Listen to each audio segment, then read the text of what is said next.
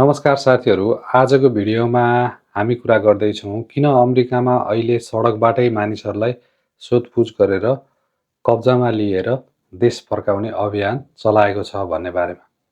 के कागजात नहुँदा घरबाट निस्किनै नहुने हो त? अनि यो कानुनी आधार के हो? यी सबै कुराको बारेमा आज हामी डिटेल्समा कुरा गर्नेछौँ। यस्तो गर्नुको कारणहरू के हुन्?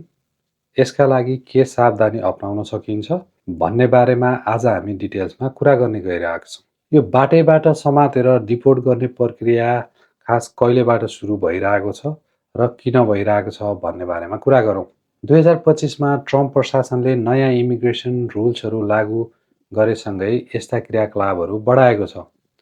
ठुलो परिमाणमा कार्यस्थल भनेको वोक साइट र सडकमा हिँडिरहेका पेडेस्ट्रियनहरूलाई समातेर गिरफ्तार गर्ने र कारबाही गर्ने कुराहरू अगाडि बढाइराखेको छ। केही रिपोर्टहरू भन्छन् कि त हिरासत अथवा डिटेन्सनमा सङ्ख्या धेरै बढिरहेको देखिन्छ र दैनिक गिरफ्तारीहरू हजारौँको सङ्ख्यामा भइरहेको पनि न्युजहरू आइरहेका छन्। त्यसैले यो कुरा ट्रम्प प्रशासनले अगाडि बढाइ नै राखेको छ र जो इलिगल हुनुहुन्छ, जसको कागजपत्र छैन, जसले केही न केही त्यहाँको रुल्स एन्ड रेगुलेसन ब्रेक गर्नुभएको छ, उहाँहरूलाई समात्दै कि त डिटेन्सन सेन्टरमा नत्र भने डिपोर्ट गर्ने कार्यलाई अगाडि बढाइरहेको छ। यसरी कार्यहरू बढाइरहेको छ, तर यसका कानुनी र प्रशासनिक आधारहरू के हुन् भन्ने बारेमा कुरा गरौँ।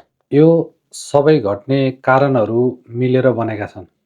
प्रशासनले नियम र नीतिहरू परिवर्तन गरेको छ। संवेदनशील ठाउँहरू जस्तै स्कुल, चर्च, अस्पतालमा लागू हुने सेफ जोन सम्बन्धी सुरक्षा निर्देशनलाई घटाएको छ, जसले CIA एजेन्टहरू ती ठाउँमा पनि जान मिल्ने बनाएको छ। एक्सपेक्टेड रिमुभल अथवा छिटो निष्कासन, अवैध वा वैध के छ भन्ने कुरा चाँडै डिसाइड गरेर र प्रक्रियालाई छिटोभन्दा छिटो गर्ने कुरालाई अगाडि बढाएको छ। यसले गर्दा आज समाते within a week, within a couple of डेजमा डिपोर्ट प्रक्रियालाई अघि बढाएको छ। पहिला प्रोसेस अलि लामो हुन्थ्यो। जो पक्राउ पर्नुभएको छ उहाँहरूले क्लेम गर्ने, विभिन्न आफ्ना आधिकारिक दस्तावेजहरू पेश गर्ने कुरालाई सजिलो थियो, तर अहिले त्यो छैन। एकदमै चाँडै हुन्छ, जसले गर्दाखेरि चाहिँ कागजपत्र जुटाउने, आफ्ना कुराहरू राख्ने अवसरै पाइँदैन अनि त्यसैले गर्दा डिपोर्टेसन रेट एकदम बढिरहेको छ। अनि ठुला कार्यस्थल र व्यवसायहरूमा लक्षित छापामारीहरू भइरहेको छ, जसले गर्दाखेरि चाहिँ धेरै मान्छेहरू जो काम गरिरहनु भएको छ, जसको इलिगल स्ट्याटस छ अथवा कुनै अनैतिक काम गरेको हिस्ट्री छ, उहाँहरूलाई समातेर फिर्ता गर्ने कार्य जारी छ।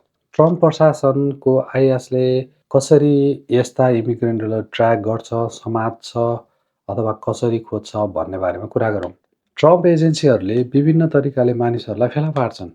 स्थानीय प्रहरीबाट जानकारी, जेल र स्थानीय हिरासतमा भएका सूचीहरू, काम स्थानहरूको सूची र कहिलेकाहीँ प्रशासनले सरकारी डाटाबेज जस्तै कर, ट्याक्स डाटासँग पहुँच माग्ने प्रयास पनि गरेको रिपोर्ट छ, जसले धेरै मानिसहरू कहाँ छन् भन्ने ट्र्याक गर्न सजिलो हुन्छ र कहाँ धेरै मानिसहरू इलिगल रूपमा काम गरिरहेका छन्, बसिरहेका छन् भन्ने कुरा थाहा पाउन ती प्रशासनहरूलाई सजिलो भइरहेको छ, जसले गर्दा ती ठाउँहरूमा छापा पार्ने, इलिगल इमिग्रेन्टहरूलाई समात्ने, फिर्ता गर्ने कार्य उच्च छ। अब कुरा गरौँ कागज पत्र बिन के बाहिर निस्किनै सक्दैनन् अथवा बाहिर निस्किनै नपाउने हुन् भन्ने बारेमा। छोटो उत्तरमा भन्नुपर्दा कागज नहुनेले घरबाट बिल्कुलै निस्किन नहुने चाहिँ होइन, नियम पनि छैन, तर जोखिम बढी भएकोले अवश्य सचेत रहनु पर्दछ। किनभने प्रशासनले कहिले र्यान्डम चेक, रुटिन चेक, वोक साइट रेड वा नन कस्टोडियल एरेस्ट जस्तै सडक वा घरमै गएर पनि गर्ने अथवा काम गर्ने ठाउँबाट बढाएको छ, जसले कागजपत्र नभएकालाई समात्न सजिलो भएको छ। कहिलेकाहीँ नागरिकहरू पनि गलत परिचय दिएर समातिन्छन्। रिपोर्ट अनुसार केही नागरिकहरूले यस्ता समस्याहरू फेस गर्नु परेको छ र इभन डिपोर्टेसन पनि हुनु परेको छ। त्यसैले आफ्नो आइडेन्टिटी क्लेम गर्ने डकुमेन्टहरू राख्न अथवा आफूसँगै हुन जरुरत छ भनेर भनिएको छ। अब कुरा गरौँ यस्ता कुराहरूबाट बच्नको लागि के गर्नुपर्छ भन्ने बारेमा। यदि तपाईँ तपाईको साथी यस्तो अवस्थामा हुनुहुन्छ भने स्थानीय कानुन सहायता संस्थाहरूसँग तुरुन्त सम्पर्क राख्नुहोस्। उनीहरूले नो योर राइट्स कार्ड दिन्छन्। सार्वजनिक ठाउँमा पनि मित्र वा तेस्रो पक्ष साथमा बस्नु राम्रो हुन्छ, तर सबैभन्दा महत्त्वपूर्ण अपराध नगर्नुहोस्, सार्वजनिक नियम पालना गर्नुहोस्, किनभने ट्रिगर हुने घटनाले गिरफ्तारी सजिलो बनाउँछ।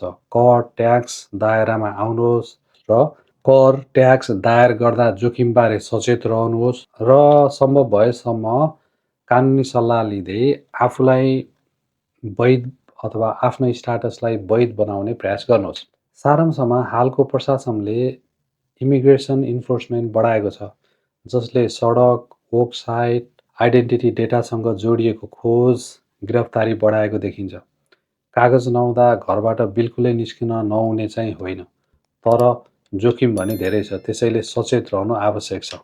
अन्त्यमा यदि तपाईँलाई यो भिडियो उपयोगी लाग्यो भने कृपया लाइक, सेयर गर्नुहोस् र सब्स्क्राइब गर्न नबिर्सिनुहोस्। हामी यस्तै अपडेटहरू र कानुनी सुझावहरू नेपाली समुदायका लागि उपयोगी सामग्रीहरू लिएर आउने नै छौँ। यो भिडियो हेरिदिनु भएकोमा धन्यवाद भन्दै फेरि अर्को भिडियोमा हामी भेट्ने नै छौँ। Have a good day, good night, by by.